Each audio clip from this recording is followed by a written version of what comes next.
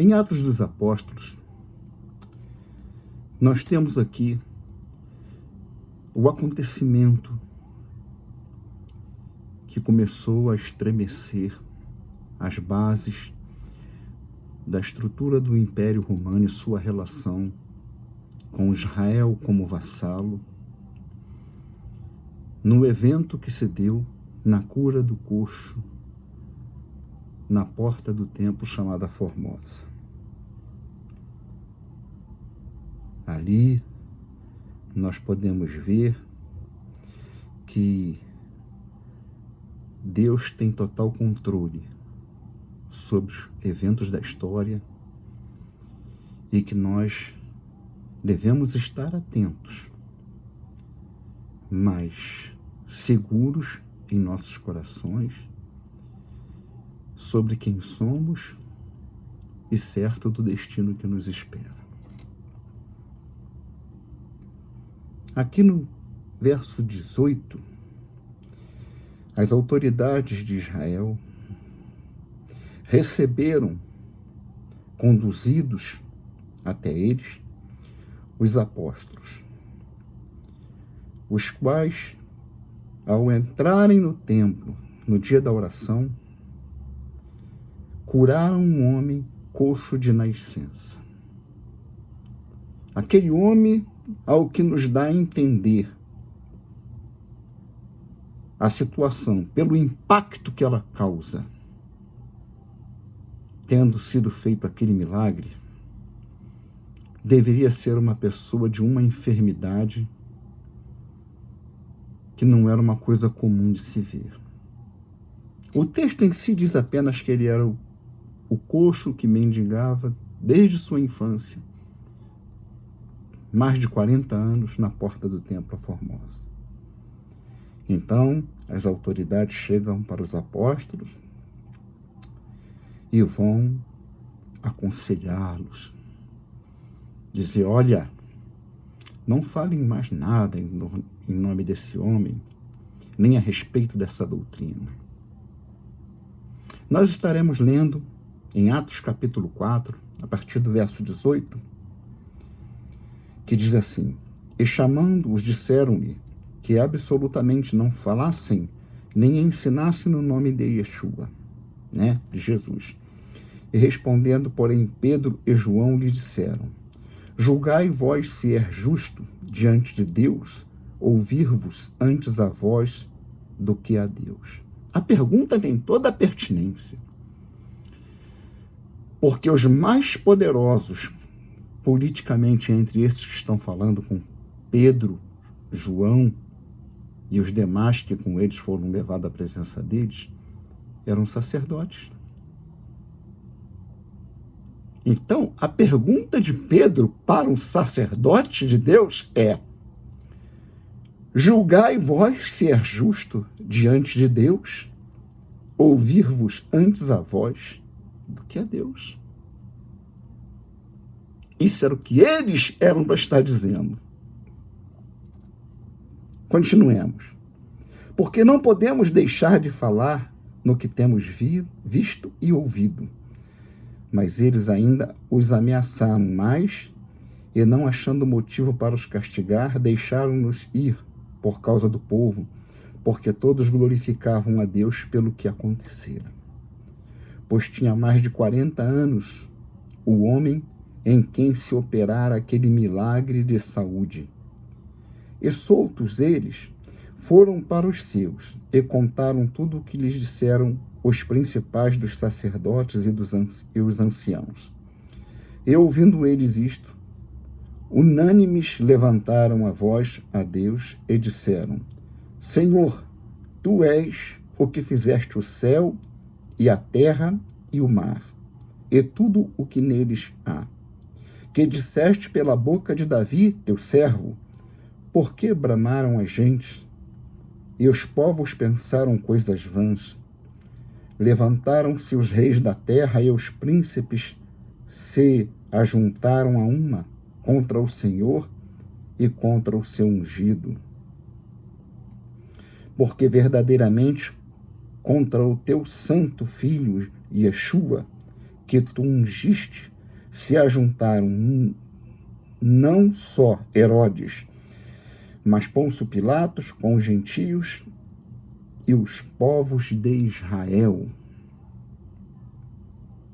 para fazerem tudo o que a tua mão e o teu concílio tinham anteriormente determinado que se havia de fazer. Agora, pois, ó Senhor, olha para as suas ameaças e concede aos teus servos que falem com toda a ousadia a tua palavra, enquanto estende a tua mão para curar e para que façam sinais e prodígios pelo nome do teu santo filho Yeshua. E tendo orado, moveu-se o lugar em que estavam reunidos, e todos foram cheios do Espírito Santo e anunciavam com ousadia a palavra de Deus. Estamos vivendo um tempo que é para nós, servos de Deus, despertarmos e estarmos atentos por nós mesmos e por aqueles que moram conosco. Nós estamos vendo aí o cenário global que está se desenhando diante dos nossos olhos. A ciência chegando ao ponto tão esperado de que, unindo a inteligência artificial com a tecnologia quântica, os poderosos do mundo, os ímpios abastados de suas riquezas, estão delirando das possibilidades que se vislumbram diante dos seus olhos para o que será possível ou possa vir a ser possível se realizar. De outro lado, nós estamos vendo aí um conflito que ninguém deu muito crédito no seu começo, um conflito entre a Rússia e a Ucrânia, e que agora traz preocupação também em um continente inteiro, o continente africano, entrando em crise. E por que isso traz preocupação? Porque este continente africano é uma espécie de reduto, de núcleos de outras potências, incluindo a própria Rússia, mas todos os países desenvolvidos da Europa e do próprio Estados Unidos. E que, portanto, uma crise entre as nações dentro do continente africano envolverá disputa entre outros países de fora, que estão representados em suas colônias. E agora, a Rússia apertando o cerco contra a Ucrânia, tenta bloquear o transporte pelo Mar Negro, e nós estivemos recentemente falando sobre a importância do Mar Negro e do Estreito de Bósforo, porque através do Mar Negro tem-se acesso ao Estreito de Bósforo, a principal entrada do Atlântico, do Mar Mediterrâneo, para uma região que dá acesso ao Mar Vermelho, a costas de diversos países, nações da Europa, como a Itália, e até mesmo a Grécia. E aqui a Turquia, que mantém o domínio, o poder sobre esse estreito, chamado Estreito de Bósforo, é aliada da Rússia. Embora algumas vezes tenha dado sinais de que não concorda com todas as atitudes da liderança russa, mas nós sabemos que o problema ali não é entre Ucrânia e Rússia. Nós poderíamos dizer da seguinte forma: se alguém fizer a seguinte pergunta a um homem de Deus, qual é o grande problema da humanidade?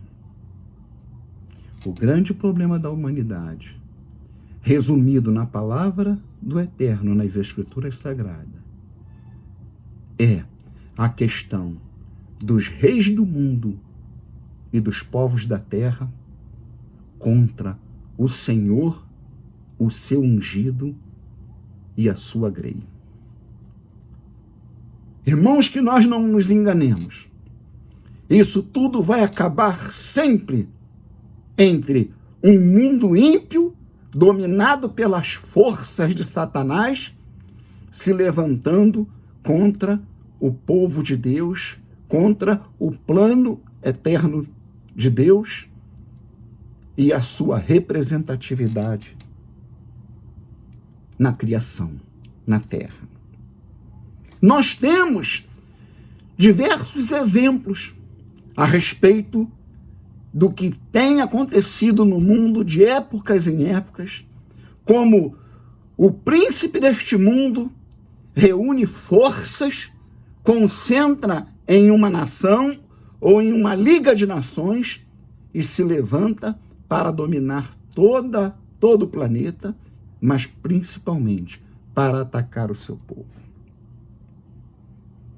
Então nós estamos vendo aí o mundo, de um lado, com uma ciência prometendo que a tecnologia associada ao aparelhamento de guerra, à instrumentalização da guerra, poderá causar danos e morte como nunca se viu na humanidade. E isso tudo é resultado da mesma e velha questão, desde o Jardim do Éden, do inimigo de Deus se levantando contra o seu Senhor Deus e o seu povo, o seu homem.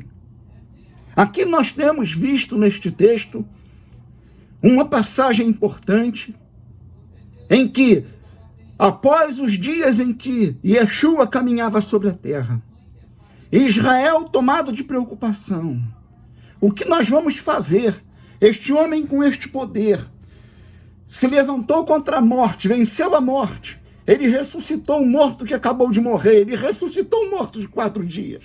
Este homem que cura doenças, este homem tem um poder contra o qual nós nada podemos fazer.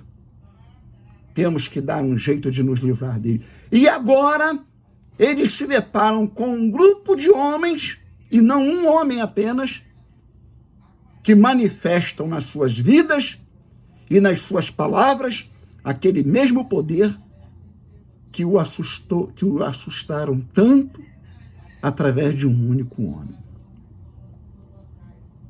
Nós temos que estar atento, porque aqueles que estão ligados com Deus estão ouvindo o bramido do grande leão, que está dando os sinais espirituais para que o povo de Deus estejam, como está descrito na parábola das virgens, como as 5 prudentes, preparados, atentos, porque quando ouvir o clamor da trombeta, eles possam sair ao encontro e não estar desprevenidos e não estarem de forma inapropriada. A palavra de Deus nos revela no livro de Reis, segundo livro de Reis,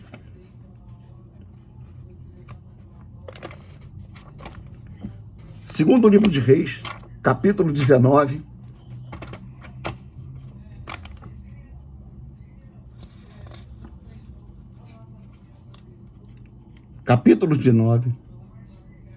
que o rei da Síria, depois de se levantar em uma campanha militar contra o mundo e ter dizimado reinos, 9 reinos, agora se prepara para enfrentar o poderio militar muito menor, muito inferior que o seu, de Israel. E ele então começa a afrontar, a desafiar o rei Ezequias. E o rei Ezequias, assustado, vendo que não tinha forças militares para confrontar Senaqueribe, ele então clama a Deus. E o rei torna, e Senaqueribe torna a afrontar. E então Ezequias reúne uma comitiva de homens santos e envia a Isaías. E manda que mostrem a carta de Ezequias, de Senaqueribe, enviada ao rei Ezequias, uma carta cheia de afrontas, desafiando e afrontando o Eterno, dizendo coisas do tipo: quem é teu Deus para me impedir de entrar aí, matar quem eu quiser e tomar tudo que eu quiser? Quem é o teu Deus? Não viste tu o que eu fiz com o rei de Gozã, Arã, Rezef, Éden de Telassar, Amate, Arpade, Serfarvaim, Ena e Iva? Não te enxergas? Pergunta Senaqueribe a Ezequias. Depõe as armas, porque eu vou tomar tua terra e quero ver quem é teu Deus para me impedir.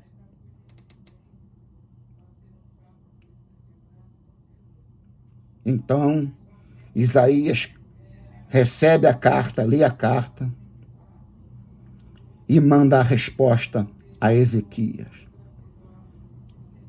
Que Deus fala para Senaqueribe. Eu vou ler a partir do verso 28.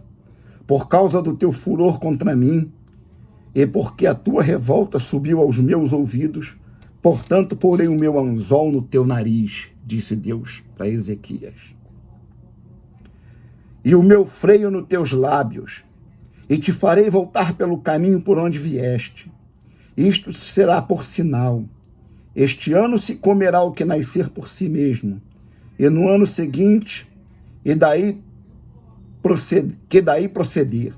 Porém, no terceiro ano, semeai, cegai e plantai vinhas e comei os seus frutos, porque o que escapou da casa de Judá e ficou de resto, tornará a lançar raízes para baixo e dará frutos para cima, porque de Jerusalém sairá o restante, e do monte Sião o que escapou, o zelo do Senhor fará isso. Portanto, assim diz o Senhor acerca do rei da Síria: não entrará nesta cidade, nem lançará nela flecha alguma, tampouco virá perante ela com escudo, nem levantará contra ela tranqueira alguma. Pelo caminho por onde vier, por ele voltará. Porém, nesta cidade não entrará, diz o Senhor, porque eu ampararei a esta cidade para livrar por amor de mim e por amor do meu servo Davi. E sucedeu, pois, que naquela mesma noite saiu o anjo do Senhor e feriu no arraial dos assírios a 185.000 deles. E levantando-se pela manhã cedo, eis que todos eram corpos mortos.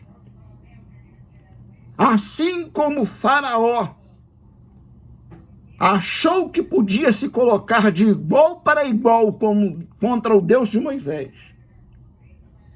e usando a sua magia e o seu poder militar, o seu poderio militar, foi enfrentando Deus, foi resistindo à vontade de Deus, até que da madrugada, naquela grande e terrível madrugada, o anjo de Deus passou caminhando pela terra do Egito. E naquela madrugada, passando pelas casas, a casa que não tinha nos umbrais da sua porta o sangue do cordeiro, ele entrava e feria o primogênito, de forma que houve uma grande mortandade, tal qual aqui no acampamento de Senaqueribe. Uma madrugada tranquila, o acampamento poderia dormir seguro, pois depois de uma campanha dessa, como nós lemos aqui, diversos reinos, e alguns, um ou dois deles, tinham entre seus exércitos ainda homens de grande estaturas, homens de grande estatura, como Golias, por exemplo.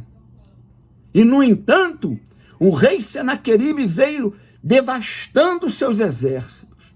Agora ele está diante de Israel, que não oferece nenhuma ameaça aos seus olhos. Porque o erro dos inimigos de Deus é olhar para o povo de Deus na sua pequenez e subestimar o poder que está por trás dele.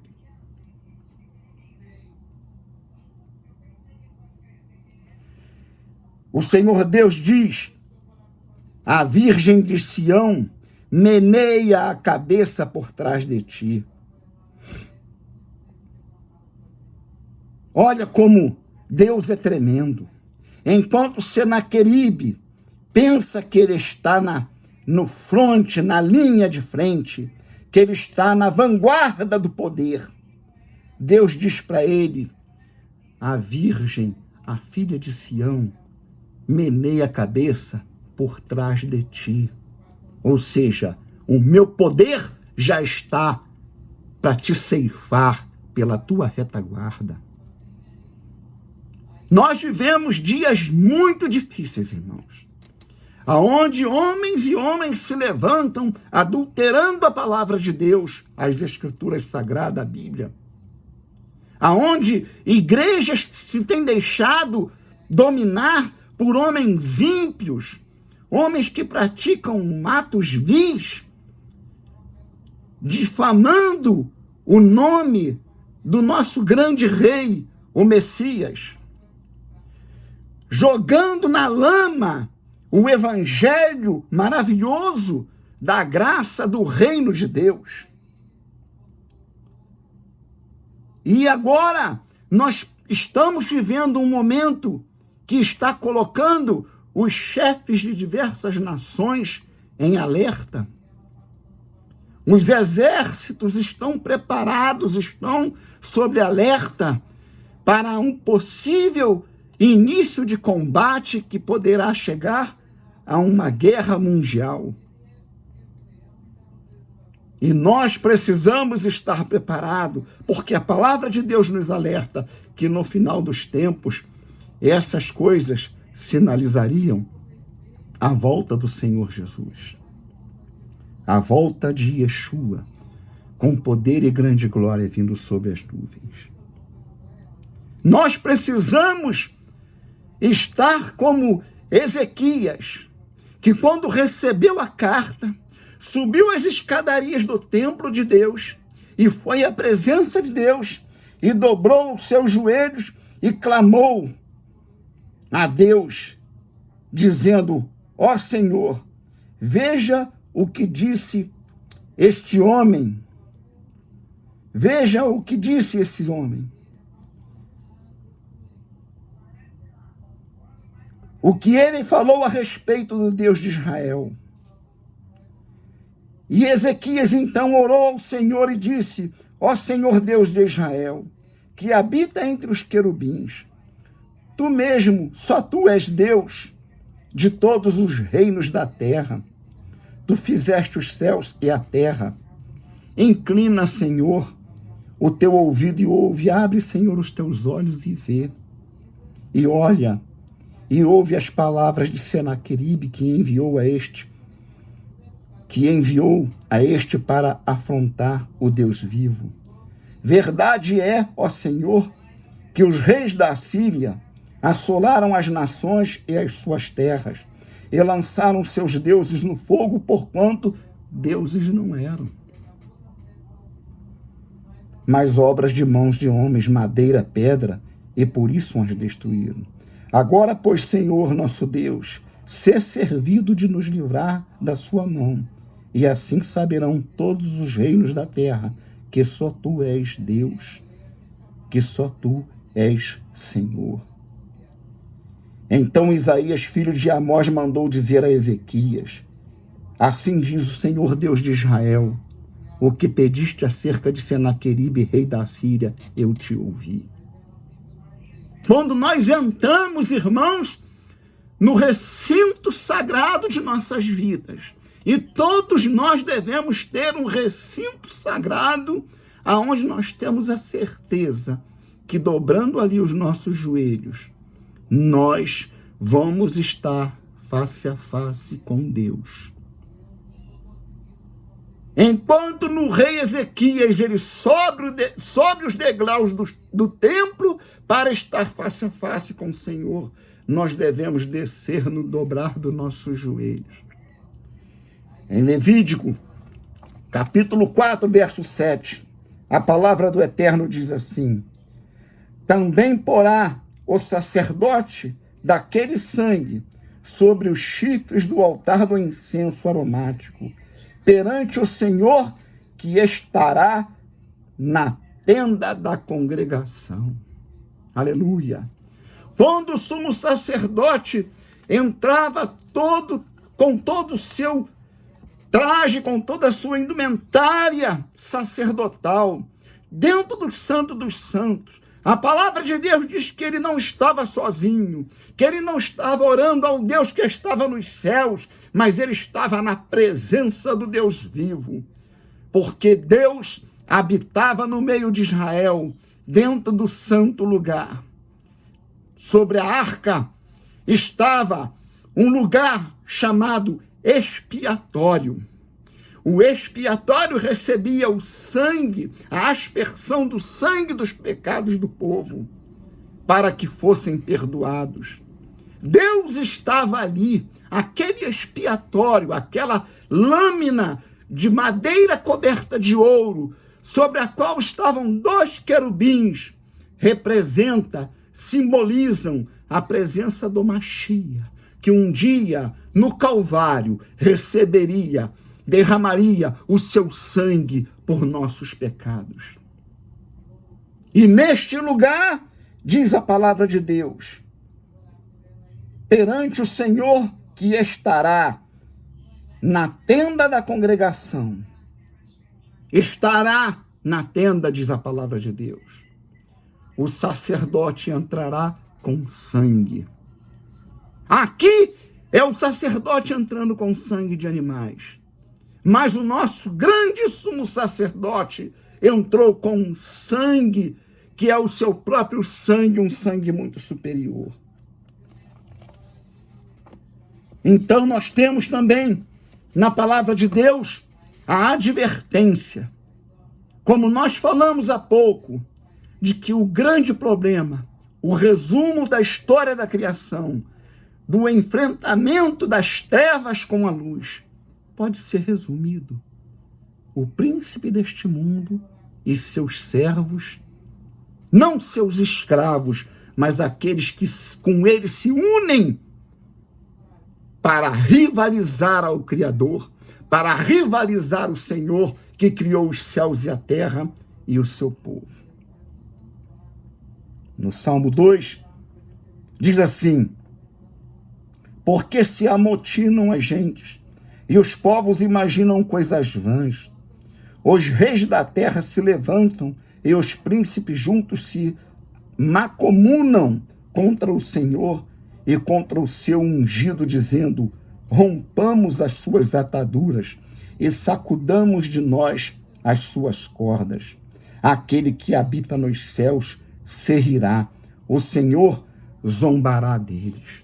E nós lemos aqui em Atos que os apóstolos, ao fazerem a sua oração, eles dizem que não apenas Herodes, Pilatos, mas com os gentios e os povos de Israel, porque verdadeiramente contra o teu santo filho Yeshua, que tu ungiste, ajuntaram não só Herodes, mas Pôncio Pilatos com os gentios e os povos de Israel. Então, como nós temos falado, que ninguém se iluda com essa história de Terra Santa. A Terra Santa que existe hoje é essa aqui, ó. É a terra em que Deus pode andar se nela encontrar o selo do sangue remidor na tua vida. porque o Senhor está prestes a se levantar, não para lutar contra um poderio militar, não para lutar contra uma junta de nações, mas ele vem cavalgando na nuvem do céu, com um cavalo branco, sobre um cavalo branco, com uma aguda espada na sua boca, e destruindo nações, e pelejando pelo seu nome, pelejando pelo seu reino, e vingando o sangue dos mártires que foi derramado. Nós precisamos atentar para os sinais e para o cenário do mundo que está se configurando, mostrando que exatamente como está predito nos profetas da antiga aliança e nas profecias da nova aliança, tudo está caminhando para o cumprimento das promessas de Deus, aonde aqueles que têm o seu nome na testa irão estar juntos no Monte Sião, o Cordeiro e seus gemidos estarão ali. Eu olhei, Apocalipse, capítulo 14, e eis que estava o Cordeiro sobre o Monte Sião, e com ele 144.000, que em suas testas tinham escrito o nome dele e de seu pai. Mas antes, no capítulo 13, ele fala de um ser humano, de um caráter chamado de bestial, conhecido como a primeira besta, que subiu do mar. O mar simboliza o Ocidente, as nações, os povos, onde as trevas se aplainam, as trevas dominam. E vai se unir com a besta que subiu da terra. Da terra significa alguém muito poderoso, muito carismático, que virá de Israel, enganando, seduzindo a muitos. E assim, a força do maligno, que sempre atuou na terra de Israel, contra os escolhidos de Deus, os eleitos de Deus que estão ali, chamado de pequeno rebanho, chamados também de a sua pequena grei, as forças do mal em Israel, aquelas que se levantaram contra o Machia, aquelas que julgaram e condenaram aquele que trouxe a vida e a luz, essas mesmas forças irão se unir com forças do mundo que aonde habita o império de Satanás, o poderio das trevas, e irão se levantar para o grande e último enfrentamento, não apenas de um bloco de nações, não apenas de um grande, poderoso rei de uma determinada etnia, mas de todos os povos da terra, como diz a profecia, se levantam contra o Senhor e contra o seu ungido. Os sinais estão aí. Os sinais estão nos mostrando. De todas as partes, na esfera religiosa, na esfera científica e na esfera política e geopolítica, tudo está se juntando, se encontrando, para que o mundo se torne o palco dos últimos eventos, que vão culminar com a volta do Senhor, do meu grande rei, aleluia, da minha grande esperança, que vai pôr fim a todas as minhas aflições, para trazer justiça eterna, nos livrando da influência e do alcance do poder das mãos de Satanás, para um reino de paz e luz. Mas antes disso, muitas coisas vão acontecer. Estejamos com os nossos olhos abertos, como diz a palavra de Deus, que sejamos como as 5 virgens prudentes, que tinham as lâmpadas acesas, mas tinham azeite de reserva. E quando ouviu-se o grito, eis o noivo, elas se levantaram, prontas para ir ao encontro festivo, como simboliza o casamento ou simbolizava o casamento no Oriente Médio naqueles dias. Mas havia 5 que não podiam chegar do jeito que estavam, na presença do noivo e tentaram negociar. Cuidado com as forças das trevas, que tenta te engambelar para negociar tuas bênçãos, para tirar aquilo que tu alcançou com teus próprios esforços junto ao Rei dos Reis. Tu tem que guardar, lembrando daquela palavra repetida tantas vezes, guarda o que tens, para que ninguém roube a tua coroa. Que nós estejamos atentos. Irmãos, que nós estejamos atentos. Porque os sinais são claros. Eu tenho ouvido da boca de pessoas que não são crentes, pessoas que não são salvas. A Bíblia está se cumprindo mesmo. Tudo que os crentes viviam pregando antigamente está acontecendo. Rapaz, como é que pode, né? Eu falei, pode, porque quem faz é quem sabe fazer e tem poder para fazer. Então nós estamos vendo que estamos às portas da 7ª trombeta ser soada, para que nós possamos ser ajuntados, e aí o corpo será inconfundivelmente único e inconfundível. Ele será reconhecido, porque este corpo será juntado, tomado forma e retirado deste mundo de tanta imundícia. Mas ainda estamos aqui enfrentando lutas.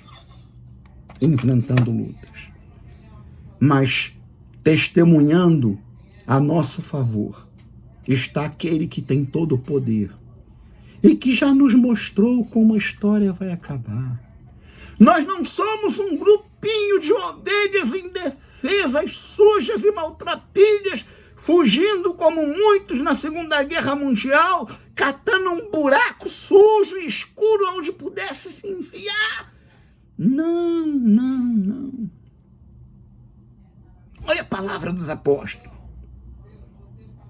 Agora, pois, ó Senhor, olha para as suas ameaças e concede aos seus servos que falem com toda a ousadia a tua palavra. Estamos precisando de homens que falem com ousadia dos púlpitos daquilo que chamam de suas igrejas. Enquanto estendes a tua mão para curar, para que se façam sinais e prodígios pelo nome do teu santo Filho, ungido Yeshua. E sendo assim, certamente o lugar em que estivermos se moverá, e corações serão abalados, e pedras serão estilhaçadas, possibilitando o Espírito de Deus gerar um novo coração, um coração de carne, um coração sensível ao Espírito do Senhor, ao Espírito do Santo.